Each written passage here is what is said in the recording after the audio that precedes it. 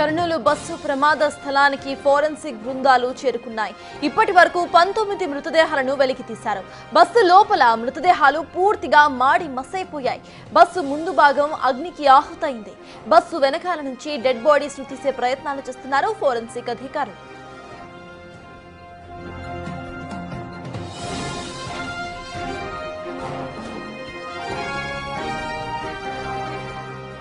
Kurnool bus ప్రమాద స్థలానికి forensic బృందం చేరుకుంది. ఇప్పటి వరకు 19 మృతదేహాలను వెలికి తీశారు. బస్సు లోపల మృతదేహాలు పూర్తిగా మాడి మసైపోయినట్టుగా తెలుస్తోంది. బస్సు ముందు భాగం మొత్తం కూడా అగ్నికి ఆహుతైపోవడంతో వెనుక భాగం నుంచి ఇటు లోపల చనిపోయిన ప్యాసింజర్స్ ను బయటకు తీస్తున్నారు ఫోరెన్సిక్ అధికారులు. ఇప్పటి వరకు 19 మృతదేహాలను బయటకు తీశారు. ఇంకా బయటకు తీసే అవకాశం కనిపిస్తోంది. మొత్తంగా కూడా 42 మంది ప్రయాణికులు ఈ బస్సులో ట్రావెల్ చేస్తూ ఉన్నారు. అయితే ఇప్పటికే 21 మంది ఇటు బయట హాస్పిటల్లో అడ్మిట్ అయ్యి బయటపడినట్టుగా తెలుస్తోంది. మొత్తం 19 మందికి సంబంధించిన డెడ్ బాడీస్ ను బయటకు తీశారు. అయితే చనిపోయిన వాళ్ళలో ఒక కుటుంబం మొత్తం కూడా ఉండటం విషాదకరంగా కనిపిస్తోంది. నెల్లూరు జిల్లాకు చెందిన ఒక కుటుంబం మొత్తం కూడా ఈ బస్సు ప్రమాదంలో కాలి బూడిదైపోయింది. తెల్లవారుజామున 3 గంటలకు జరిగిన ఈ బస్సు ప్రమాదంలో మొత్తం 19 మంది మృతదేహాలను ఇప్పటికే ఫోరెన్సిక్ అధికారులు బస్సు వెనుక భాగం నుండి బయటకు తీశారు.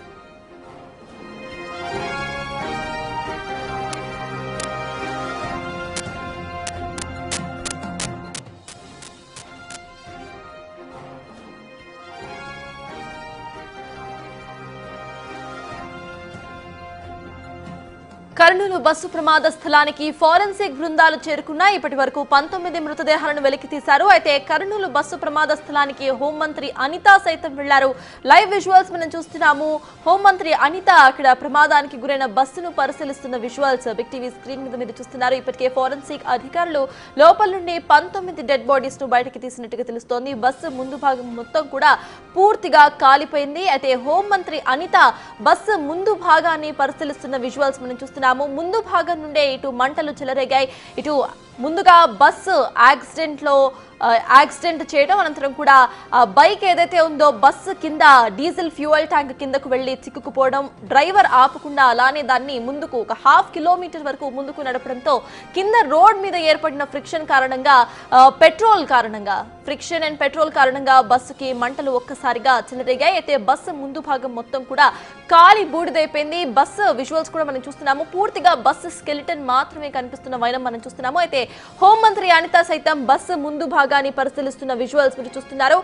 చాలా మంది వరకు ఇటు వెనక ఉన్న ఎమర్జెన్సీ ఎగ్జిట్ విండోస్ ను పగలగొట్టుకొని బయటకు వచ్చే ప్రయత్నం చేశారు. అయితే కొంతమంది ఇటు డ్రైవర్ విండో సీట్ నుండి కూడా దూకే ప్రయత్నం చేశారు. అక్కడ లైవ్ అప్డేట్స్ టు మా ప్రతినిధి అనిల్ అందిస్తారు. అనిల్, చెప్పండి, హోంమంత్రి అనిత అక్కడ బస్సును పర్యవేక్షిస్తున్న విజువల్స్ మనం చూస్తున్నాము. అసలు అక్కడ ప్రెసెంట్ అప్డేట్స్ ఏంటి? ప్రస్తుతమే కొద్దిసేపటి క్రితమే ఘటన స్థలానికి ఏపీ హోంమంత్రి అనిత కూడా చేరుకున్నారు. అదేవిధంగా డీజీపీ కూడా చేరుకున్నారు. మీరు విజువల్స్ గమనిస్తే దానికి సంబంధించిన వివరాలు అయితే అధికారుల్ని అడిగి తెలుసుకుంటున్న విజువల్స్ అయితే మీరు గమనించవచ్చు. దీనికి సంబంధించి ఈ బస్సు అంటే ఇంత పెద్ద మొత్తంలో ప్రమాదం ఎలా చోటు చేస్తుందనే కోణంలో అయితే ప్రజెంట్ ఆమె వివరాలు అయితే అడిగి తెలుసుకుంటున్నారని చెప్పాలి. ముఖ్యంగా ఈ ఘటనకి సంబంధించి ఏపీఏ కాదు, అదేవిధంగా తెలంగాణ కూడా దిగ్భ్రాంతి వ్యక్తం చేసింది. దానికి సంబంధించి సీఎంలు ఇద్దరు కూడా దిగ్భ్రాంతి వ్యక్తం చేశారు. కాబట్టి అందులో భాగంగానే ఈ ఘటనకు సంబంధించి ఇప్పటికే 19 మంది చనిపోయారని చెప్పేసి కూడా ప్రెసెంట్ బాడీలకు సంబంధించి కూడా DNA టెస్టులు కొనసాగుతున్నాయని చెప్పేసి రవాణా శాఖ మంత్రి కూడా తెలపడం జరిగింది. మీరు విజువల్స్ లో గమనిస్తే కొద్దిసేపటి క్రితమే హోంమంత్రి అనిత కూడా రావడం జరిగింది. దానికి సంబంధించిన వివరాలు కూడా అడిగి అయితే తెలుసుకుంటున్నారని చెప్పాలి. అదేవిధంగా రవాణా శాఖ మంత్రి కూడా ఆమెతో పాటు ఉన్నారు. అదేవిధంగా డీజీపీ కూడా ఆమెతో పాటు ఉన్నారు. అడిగి వివరాలు తెలుసుకుంటున్న సిచ్యువేషన్ అయితే మనం చూడొచ్చు. అయితే ఈ ఘటనకు సంబంధించి ఇంత పెద్ద మొత్తంలో జరగడానికి గల కారణం, ఇంత ప్రమాద తీవ్రత స్థాయి అనేది చాలా పెద్దగా జరగడానికి కారణం ముఖ్యంగా డ్రైవర్ యొక్క నిర్లక్ష్యం అనేది చాలా స్పష్టంగా కనిపిస్తున్నట్టుగా కూడా తెలుస్తుంది. ముఖ్యంగా ఎప్పుడైతే ఆ బైక్ ని ఢీకొట్టాడో డ్రైవర్, ఢీకొట్టిన క్రమంలో బైక్ నడుపుతున్న వ్యక్తి చనిపోవడం, ఆ తర్వాత ఆ బైక్ కింది భాగంలో అంటే ఫ్రంట్ భాగంలో ముందు భాగంలో నుంచి వెళ్ళిపోవడం, దాన్ని 200 నుంచి 300 మీటర్ల వరకు కూడా గుంజుకుంటూ గీసుకుంటూ వెళ్ళాడు.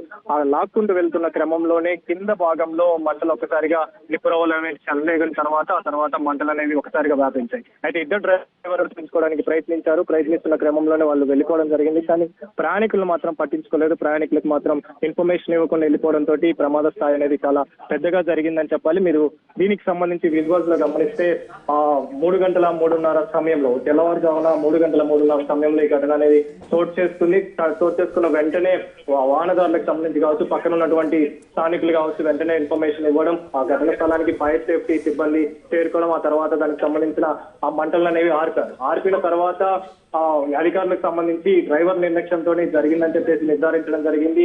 19 బాడీలు కూడా వెనక భాగంలో, అంటే ముందు ఫ్రంట్ భాగంలో ఎప్పుడైతే మంటలు చెలరేగిన తర్వాత వెనక భాగంలో నుంచి ఎమర్జెన్సీ ఎగ్జిట్ నుంచి తప్పించుకోవడానికి ప్రయత్నించిన క్రమంలోనే అక్కడే అందరూ కూడా ఒక్కసారిగా సజీవ దహనమయ్యారని చెప్పాలి. మొత్తం 19 మంది బాడీలకు సంబంధించి కూడా ప్రజెంట్ అయితే వెలికి తీశారు. మీరు విజువల్స్ లో గమనిస్తే అనిత హోంమంత్రి దానికి సంబంధించి పరిశీలిస్తున్నారు. అసలు ప్రమాదం ఎలా జరిగింది, ఎలా చోటు చేస్తుంది అనే విషయాన్ని అధికారులు అయితే అడిగి తెలుసుకుంటున్న విజువల్స్ అయితే మీరు చూడొచ్చు. దీనికి సంబంధించి మృతదేహాల గురించి కూడా రవాణా శాఖ మంత్రి నిర్వహించే కుటుంబ సభ్యులకైతే తెలుసుకోవడం జరిగిందంటే, ముఖ్యంగా సీట్ వైజ్ కూడా అందరూ స్లీపర్లలో పడుకోవడం, ఆ స్లీపర్ సీట్ కి సంబంధించి ఉదయం తెల్లవారుజామున అందరూ కూడా గార్డెన్ కూడా సజీవ దహనమైనట్టుగా తెలుస్తుంది. సజీవ దహనమైన సీట్లోనే సజీవ దహనమైన నేపథ్యంలో సంబంధించి సింబర్కి సంబంధించిన డీటెయిల్స్ ద్వారా అయితే ప్రజెంట్ వివరాలు సేకరిస్తామని చెప్పేసి కూడా రవాణా శాఖ మంత్రి చెప్పడం జరిగింది. ముందుగా ఈ స్లీపర్ బస్సు విషయానికి వస్తే ఇది ఆల్ ఇండియా పర్మిట్ కలిగిన కావేరీ వేమూరి కావేరీ ట్రావెల్స్ సంబంధించిన బస్సుగా గుర్తించడం జరిగింది.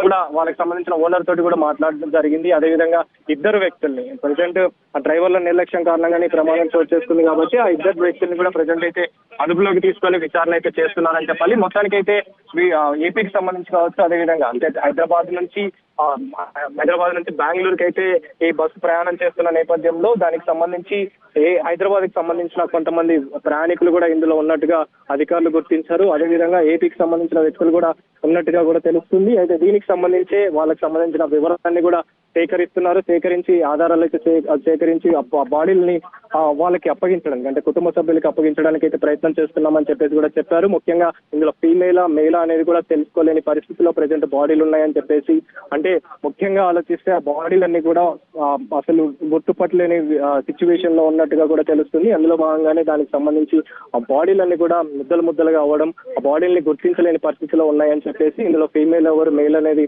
తెలియకపోవడంతో వారికి సంబంధించి ఫోరెన్సిక్ ల్యాబ్ టీమ్ అందులో భాగంగానే DNA టెస్ట్ నిర్వహించిన అనంతరం బాడీల్ని అప్పగిస్తామని చెప్పేసి కూడా చెప్పడం జరిగింది. ఇందులో భాగంగానే దీనికి సంబంధించి దిగ్భ్రాంతి వ్యక్తం చేసిన ఇటు చంద్రబాబు నాయుడుకి సంబంధించి కావచ్చు, అదేవిధంగా రేవంత్ రెడ్డికి సంబంధించి కావచ్చు, అటు నుంచి అధికారుల్ని పంపించడం జరిగింది. సహాయక చర్యలు కొనసాగించాలని చెప్పేసి కూడా చెప్పడం జరిగింది. ఆదేశాల నేపథ్యంలో అధికారులు కూడా ఘటనా స్థలానికి చేరుకొని సహాయక చర్యలు అయితే కొనసాగిస్తున్నారని చెప్పాలి. ఇటు ఏపీకి సంబంధించి కూడా అందరూ మంత్రులు కావచ్చు, అదేవిధంగా నాయకులు కావచ్చు ఘటనా స్థలానికి చేరుకొని సహాయక చర్యలకు సంబంధించిన వివరాలు అయితే తెలుసుకుంటున్నారు. ఎంతమంది ఇందులో మృత్యువాత పడ్డారు, అదేవిధంగా ఎంతమందికి సంబంధించి క్షతగాత్రులు అయ్యారు, వాళ్ళకి సంబంధించిన వివరాలు కూడా సేకరిస్తున్నారు. అయితే వాళ్ళకి సంబంధించి ప్రెసెంట్ హాస్పిటల్లో 12 మంది ప్రెసెంట్ అయితే ట్రీట్మెంట్ పొందుతున్నారు. వాళ్ళకి సంబంధించి కూడా మెరుగైన చికిత్స అందించే విధంగా అందరికీ అందుబాటులో ఉండేలాగా వైద్యులకు కూడా ఆదేశాలు జారీ చేశారని చెప్పాలి. ముఖ్యంగా ఈ ఘటనకు సంబంధించి ఇంత పెద్ద మొత్తంలో ప్రమాదం చోటు చేసుకోవడానికి గల కారణం ఏంటి అనే కోణంలో కూడా ప్రెసెంట్ అయితే